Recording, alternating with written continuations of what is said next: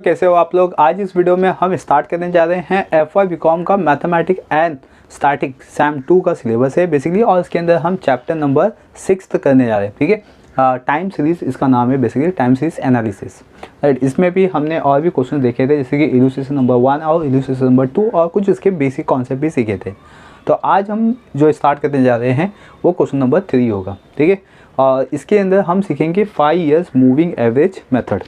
तो बेसिकली पहले हम क्वेश्चन देख लेते हैं, देन फिर हम इसके सॉल्यूशंस पे आते हैं, क्योंकि क्वेश्चन इंपॉर्टेंट होता है कोई भी प्रॉब्लम का। ठीक है, तो यहाँ पे आपको इलस्ट्रेशन नंबर 3 गिवन है, time series analysis chapter number 6, मनन प्रकाशन की टेक्स्ट बुक है। ये सेकेंड सेमेस्टर है, रेगुलर बच्चों लोग के लिए भी एप्लीकेबल है और आइडल जानने वाले बच्चों लोग के लिए भी। आइडल मतलब मुंबई यूनिवर्सिटी के थ्रू डायरेक्टली एग्जाम दे रहे हो तो भी ये आपके लिए प्रेफरेबल है। अगर इसका कॉन्सेप्ट समझ जाएगा तो आपके जो सिलेबस में टाइम सीरीज गिवन है वो भी आप आराम से सॉल्व कर सकते हो। तो चलिए स्टार्ट करते हैं क्वेश्चन नंबर 3। 5 ईयर, ठीक है, find 5 yearly moving average for the following data, plot the given data and the moving average on the graph paper. आपको क्या करना है कि 5 ईयर का डेटा गिवन है या 5 ईयर का डेटा आपको पहले फाइंड आउट करना है मूविंग एवरेज, देन उसके बेसिस पे आपको क्या करना है कि ग्राफ पेपर पे भी उसको प्लॉट करना है। राइट, एंड देन यहाँ पे आपको टेबल गिवन है, आप देख सकते हो यहाँ पे मैंने टेबल बना लिया हुआ है। ठीक है, 1997 से गिवन है 2006 तक, और उसके कुछ डेटा भी दिया गया है, सेल्स इन लाख दिया हुआ है, बस इतनी दिया हुआ है आपको। राइट, अब इसको सॉल्व करना है आपको। तो आप किस तरीके से सॉल्व करेंगे ये देखना है। तो मैंने लास्ट टाइम आपको 3 इयर्स मूविंग एवरेज बताया था और उसके बेसिस पे उसका ग्राफ भी समझाया था। राइट ना, यहाँ पे कैसे करना है ये देखते हैं। यहाँ पे फर्स्ट वन आपको ये टेबल को एक्सटेंड कर लेना है। तो यहाँ पे लिखेंगे पहले हम 5 ईयरली टोटल। ठीक है, 5 ईयरली टोटल, जैसे हमने 3 ईयर का किया था सेम वैसा यहाँ पे मैंने टेबल लिख दिया टोटल। ठीक है, यहाँ पे 5 ईयर्स का टोटल कर लेना है, देन उसके बाद इसका ग्राफ बनाना है। तो पहले हम इसका टोटल करते हैं। तो टोटल करने के लिए मैंने आपको एक लॉजिक बताया था, एक ट्रिक बताया था। क्या करना है, ये 5 ईयर्स का है ना। ठीक है, 5 ईयर्स का है तो दैट इज मीन्स क्या करना पड़ेगा, 5 है अपने पास, उसको डिवाइड बाय 2 कर दो। हमेशा हमेशा ऐसे ही करो। ठीक है, क्योंकि कैसा होता है इसका जो डेटा होता है ना वो कहाँ लिखना है। 5 ईयर्स का मतलब क्या हो गया, यहाँ से स्टार्ट करना है, 1997 से स्टार्ट करना है और 5 ईयर्स 4 5 यहाँ तक 1 2 3 4 5 ईयर्स तक। इस सबका टोटल करके आप कहाँ लिखोगे। अगर आपको देखोगे तो ये 5 है ना, तो इसके इन बिटवीन लिख दो। ठीक है, ये 5 है ना तो इसके इन बिटवीन लिख दो, मतलब 56 के सामने लिखोगे।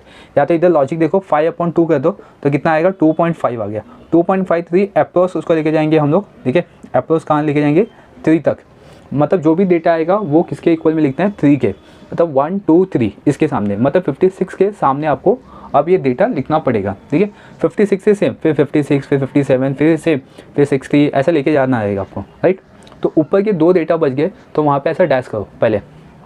ठीक है, ऐसा डैश मार दो। अब ये सबको प्लस करो, कितना आएगा, तो इसको आप प्लस कर लो, कितना आएगा 260 70 77। ठीक है, 277 आ गया। अब डायरेक्टली प्लस करके लिख सकते हो यहाँ पे। यहाँ पे मैं टेबल बना लिया इसका। देन इसके बाद 51 को लीव कर दो। ठीक है, 51 को लीव कर दो अभी यहाँ से 53 से लेके 55 तक। अब इसको प्लस करेंगे तो यहाँ पे कितना है 277 प्लस 4 तो 281। राइट, अभी 57 के सामने लिखना है। अभी 53 को लीव कर दो, अभी यहाँ पे इसको प्लस करो तो इसमें आएगा 53, तो दैट इज में 287। ठीक है, फिर इसमें 56 को लीव कर दो, फिर इधर से प्लस करो, कितना होगा 1 2 3 150 प्लस 120 150 120 270, यहाँ पे 1 2 3 4 5 यहाँ तक है। ठीक है, तो वहाँ पे 270 270 280 290 294, तो यहाँ पे लिखेंगे 294। ठीक है, देन अब 57 को लीव करो तो अब लिखेंगे 59 के सामने। 57 को लीव करके उसके बाद 68 तक लेना अभी। ठीक है, तो दैट इज मीन्स 180 प्लस 100 280 290 290 304, तो 304। फिर यहाँ पे 60 को लीव कर दो तो 1 2 3 4 5, मतलब 70 तक पूरा ऐड करना है।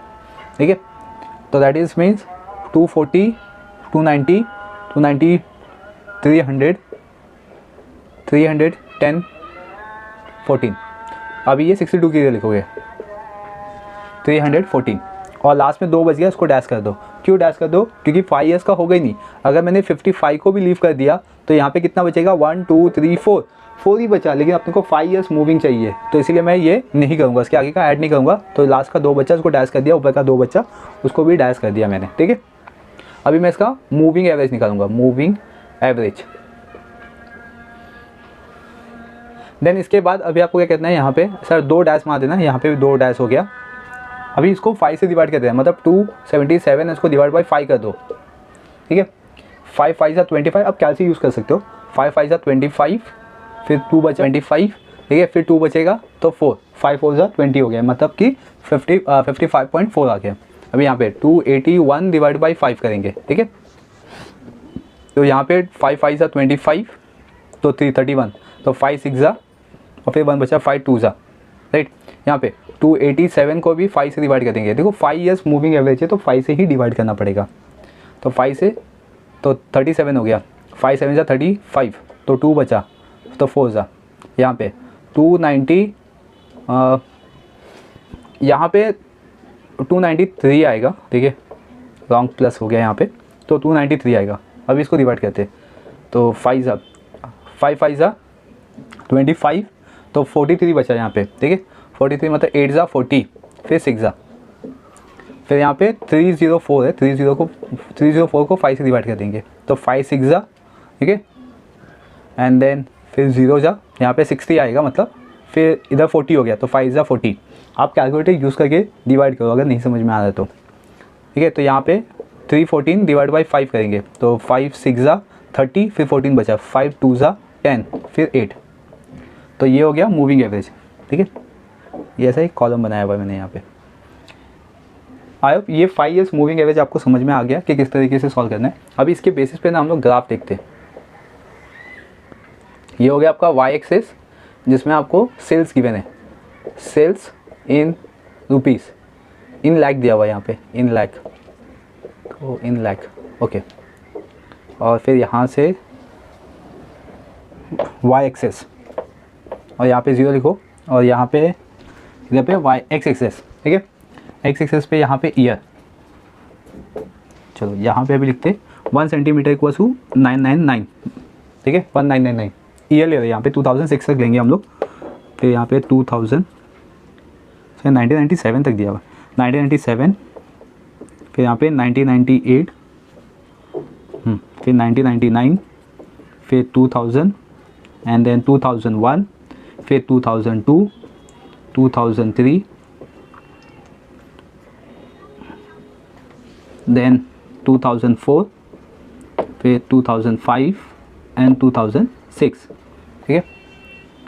अभी यहाँ पे वाई एक्सेस पे लिखेंगे, वाई एक्सेस पे ये जो सेल दिया ना वो लिखेंगे। सबसे स्मॉलेस्ट नंबर क्या है इसमें? 51, ठीक है। 51 से लेके यहाँ पे 70 तक दिया हुआ है, तो अब यहाँ पे आप 111 का भी डिफरेंस लेके कर सकते हो, मतलब 51 52 53 54 ऐसा भी कर सकते हो। लेकिन यहाँ पे मैं क्या कर रहा हूँ ना, 2 का डिफरेंसेस ले रहा हूँ, 1 सेंटीमीटर इक्वल टू 2 यूनिट ले रहा हूँ। मतलब मैं स्टार्ट करूँगा 50 से, फिर इसके बाद 52, ठीक है, इस साइड से लिखता हूँ। फिर इसके बाद आएगा 54, फिर 56, 56, 58, 60, 62, 64, 66, 68, 70, ठीक है। लास्ट नंबर 70 था, हो गया यहाँ पे। अब इसको प्लॉटिंग करते हैं हम लोग। 1997 पे था 51 होता है, इसके इन बिटवीन आएगा। तो यहाँ पे आपको ऐसा एक पॉइंट बनाना है और ऐसा एक सर्कल कर देना है, ठीक है। फिर 1998 पे 53 दिया हुआ है, मतलब इसके इन बिटवीन यहाँ पे पहले ऐसा पॉइंट कर दो, फिर उसके बाद हम इसको जॉइंट करते हैं। फिर 1999 पे 56 दिया हुआ है, 56 यहाँ पे एग्जैक्ट 56, हाँ 56। फिर 2000 पे 57 दिया हुआ है,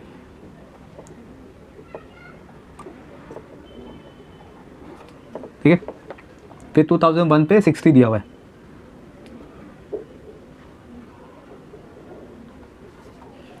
2002 पे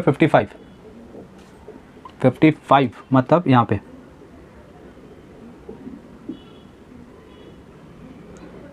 55, तो 55 ठीक है। देन 2003 पे 59, देन 2004 पे 62, देन फिर 2005 पे 8 इधर पे, फिर 70, ये हो गया। अब इसको जॉइंट करते हैं हम लोग। तो पहले यहाँ से ऐसा जॉइंट किया, ठीक है। प्रॉपर स्केल से करना है आपको। यहाँ पे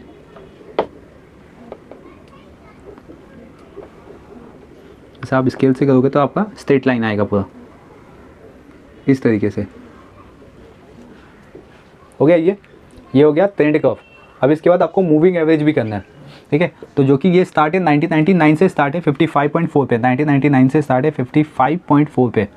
तो ये 55 हमने यहाँ पे ले लिया और 4 यहाँ पे आसपास, मतलब ये यहाँ पे आसपास आएगा, राइट। फिर 2000 पे 56.2 है, तो ये तो 2000 पे मतलब 1999 यहाँ पे 57, मतलब यहाँ पे जस्ट इसके नीचे आएगा कहीं पे 56.4, 2 फिर 57.4, यहाँ पे 57, ठीक है 57.4।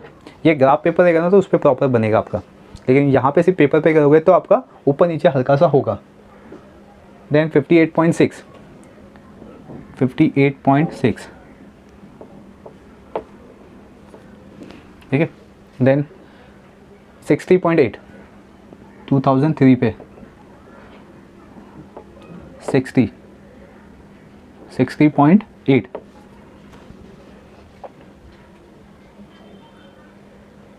मतलब ये 62 के आसपास आएगा,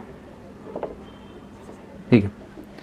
देन इसके बाद 62.8, 2004 पे 62.8 मतलब 63 पे आएगा ये, ओके। इस तरीके से हो गया। अब इसको जॉइंट करेंगे, लेकिन आप इसको ना सर डैश करके करेंगे, देखिए, क्योंकि एक ही बार एक ही लाइन को हम यूज़ कर सकते हैं। तो ऐसा इसको ऐसा डैश कर दो यहाँ पे, बस ऐसे ही होगा। तो यहाँ पे मैं आपको इंडिकेट करने के लिए बता देता हूँ, ठीक है। बॉक्स के अंदर आप भी ऐसा पेपर में बता सकते हो। अगर ऐसा स्ट्रेट लाइन है तो उसका मीनिंग क्या है, और ऐसा डैश किया तो उसका मीनिंग क्या है। ये हो जाएगा आपका टाइम सर्विस, ठीक है। इसको टाइम सर्विस लिखो और इसको मूविंग एवरेज लिखो, मूविंग एवरेज, ठीक है। और यहाँ पे ऐसा इसको इंडिकेट कर दो अगर चाहिए तो, और पेंसिल से टाइम सीरीज़, ठीक है, या सर्विस। और ये दो डैश है ना यहाँ पे, उसको लिखो मूविंग एवरेज, मूविंग एवरेज, ठीक है। तो ये भी सम्स कंप्लीट हो गया। तो इस तरीके से हम 5 इयर्स मूविंग एवरेज के सम्स को सॉल्व करते हैं, राइट। यहाँ पे मैंने बता दिया कि किस तरीके से आपको मूविंग एवरेज निकालना है, और यहाँ पे मैंने बता दिया ग्राफिकल मेथड से कि आपको ट्रेंड एनालिसिस कैसे सॉल्व करना है। चलिए इस वीडियो में बस इतना ही है, ठीक है। अब हम मिलेंगे नेक्स्ट लेक्चर में, जहाँ पे हम सीखेंगे 4 इयर्स मूविंग एवरेज, क्योंकि हमने लास्ट लेक्चर्स में 3 ईयर सीख लिया, आज हमने 5 ईयर सीख लिया, और नेक्स्ट वीडियो में नेक्स्ट लेक्चर्स में हम 4 इयर्स मूविंग एवरेज और उसके ग्राफिकल मेथड को सीखेंगे। बने रहिए चैनल पे, चैनल को सब्सक्राइब कर लीजिए, बेल आइकन प्रेस कर लीजिए, ताकि आपको इसी तरीके के अपडेट मिलते रहेंगे।